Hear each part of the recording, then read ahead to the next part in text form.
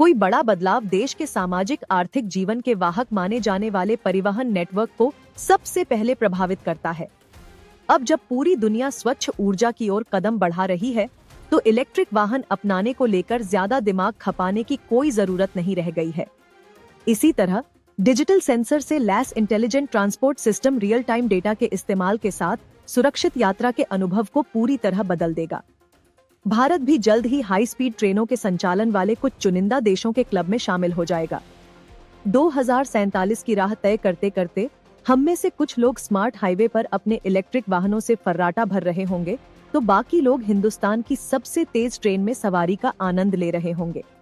लेकिन अत्याधुनिक तकनीक संग कदमताल के साथ इसे सबकी सामर्थ्य के दायरे में भी बनाए रखना जरूरी होगा। कल्पना कीजिए कि मुंबई से अहमदाबाद के बीच 500 किलोमीटर की दूरी आप रेल से सिर्फ 2 घंटे में तय कर लेते हैं। ये सपना अब हकीकत बन रहा है, क्योंकि भारत 2027 के मध्य तक मुंबई अहमदाबाद कॉरिडोर पर अपनी पहली हाई स्पीड ट्रेन लॉन्च करने की तैयारी कर रहा है। इसकी स्पीड 320 किलोमीटर प्रति घंटा होगी, जो वंदे भारत की रफ्तार से दोगुनी है। इस प्रोजेक्ट में जापान से मदद मिलेगी, जो 79,000 करोड़ रुपए के सॉफ्ट लोन के जरिए लागत का 80% हिस्सा देगा और भारत को अपनी शिंकनसेन तकनीक भी मुहैया कराएगा।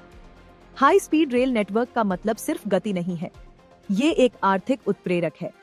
अध्ययनों के मुताबिक हाई स्पीड रेल से जुड़े शहरों की जीडीपी में शानदार वृद्धि हुई है।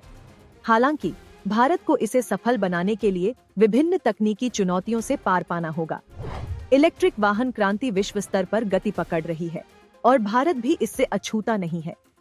ईवी कम ग्रीनहाउस गैसों का उत्सर्जन करते हैं, जो कार्बन उत्सर्जन को कम करने की भारत की प्रतिबद्धता के अनुरूप है। इस दशक के अंत तक भारत की सड़कों पर लगभग 10 मिलियन ईवी होने का अनुमान है, जो एक बड़ी छलांग है। इस परिवर्तन को प्रभावी बनाने के लिए भारत को चार्जिंग स्टेशनों के एक व्यापक नेटवर्क की जरूरत होगी। ये परिवहन की नई परिकल्पना है, दक्ष, टिकाऊ और सुरक्षित। बुनियादी ढांचे को ही उत्तरदायी, लचीला और जीवंत बनाया जा रहा है। ये मोबिलिटी का भविष्य है और इस पर काम शुरू हो चुका है। भारत ने 23 दिसंबर 2021 को डासना में ईस्टर्न पेरिफेरल एक्सप्रेसवे पर अपना पहला इंटेलिजेंट ट्रांसपोर्ट सिस्टम पेश किया। इस 135 किलोमीटर लंबे एक्सप्रेसवे पर अब हाईवे ट्रैफिक मैनेजमेंट सिस्टम समेत कई स्मार्ट उपकरण शामिल हैं। भारत के राष्ट्रीय राजमार्गों के व्यापक नेटवर्क को देखते हुए इस स्मार्ट बुनियादी ढांचे का विस्तार करना महत्वपूर्ण है।